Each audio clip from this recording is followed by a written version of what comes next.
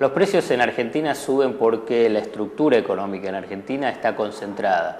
¿Concentrada qué significa? Que hay muy pocas empresas en mercados sensibles vinculados a la canasta básica de alimentos, o sea, la canasta de los trabajadores, de los jubilados, de todos los que tienen ingresos fijos.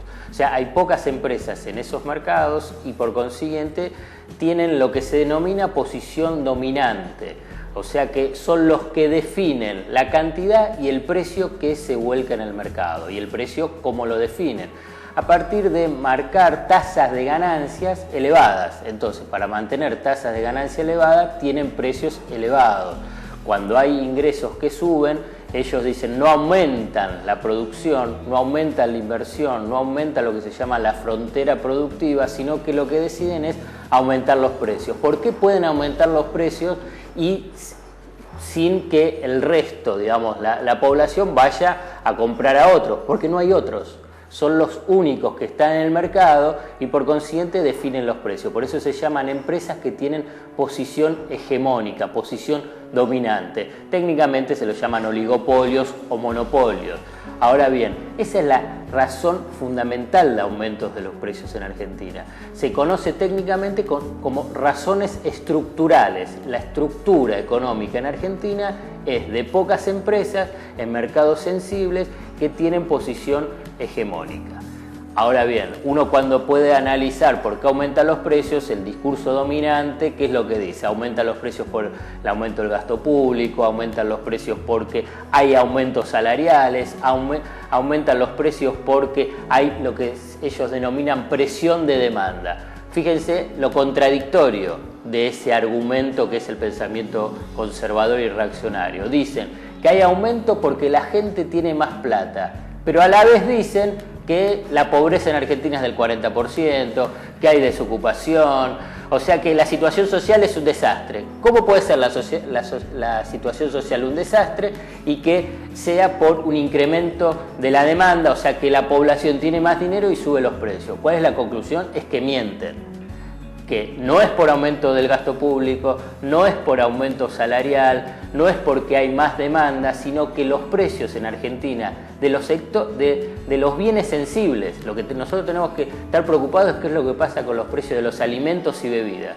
¿Por qué aumentan? Porque son pocas empresas, son empresas que tienen posición dominante y quieren mantener tasas de rentabilidad elevadas.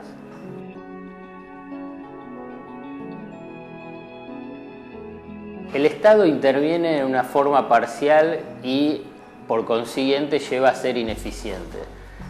Uno puede decir, ¿tiene voluntad en algunos sectores de intervenir para controlar? Uno puede decir que sí, pero la verdad que tiene una política desarticulada y como tal tiene un efecto y un impacto deficiente. ¿Por qué? Simplemente porque los precios aumentan. Si los precios aumentan, entonces tenemos que deducir que la estrategia del Estado, o sea, la estrategia de política pública para enfrentar este problema estructural de la economía es deficiente. ¿Por qué? Porque la verdad que no hace una intervención efectiva, no hace un control sobre esas empresas de posición dominante, realiza acuerdos, pero que son acuerdos que no se concretan o en todo caso no se efectivizan más allá que en los papeles. Además son acuerdos que no tienen ningún tipo de contraprestación, son acuerdos informales, digamos, no hay una política articulada, organizada por parte del Estado para intervenir en una forma consistente en estos mercados, en los mercados donde hay posiciones dominantes de pocas empresas. Ahora bien, el Estado, por consiguiente, ¿qué es lo que debería hacer? Tener una política articulada, no solamente a través de la Secretaría de Comercio Interior y el Ministerio de Economía, sino con otras áreas. Áreas que tienen que ver con el control fiscal, control impositivo, o sea, con la FIP, con el sistema financiero, con los bancos oficiales que le dan créditos a estas empresas, con áreas que también hacen a Secretaría de Industria porque tienen políticas de financiamiento y políticas de subsidio industrial a todas estas empresas. ¿Qué deriva esto? Si el Estado, a través de financiamiento, a través de créditos, a través de subsidios, a través del sistema financiero por bajas de tasa de interés, de subsidios fiscales a través de la FIP, articula una estrategia que dice, existen todos estos beneficios para estas empresas, pero las empresas se tienen que comprometer a tener precios internos bajos y tener tasas de rentabilidad elevada por la exportación, o tasas de ganancia elevada por la exportación, o tasas de ganancias por ampliación del mercado. Esto lo que estoy diciendo no es porque se me ocurrió a mí y pasa a ser una genialidad, sino que simplemente es lo que hacen todos los otros países que mantienen precios internos controlados. Esto pasa en los países desarrollados, Estados Unidos, Francia, por ejemplo. En Brasil, el vecino cercano, el Mercosur, hace estas políticas a través del Banco Nacional de Desarrollo, el BANDES, que da créditos muy importantes al sector productivo. Dice, bueno, nosotros damos créditos a tasas muy bajas, pero garantizan el abastecimiento interno por precio y por calidad. Entonces es un Estado activo interviniendo y poniéndole límites a las empresas de posición hegemónica.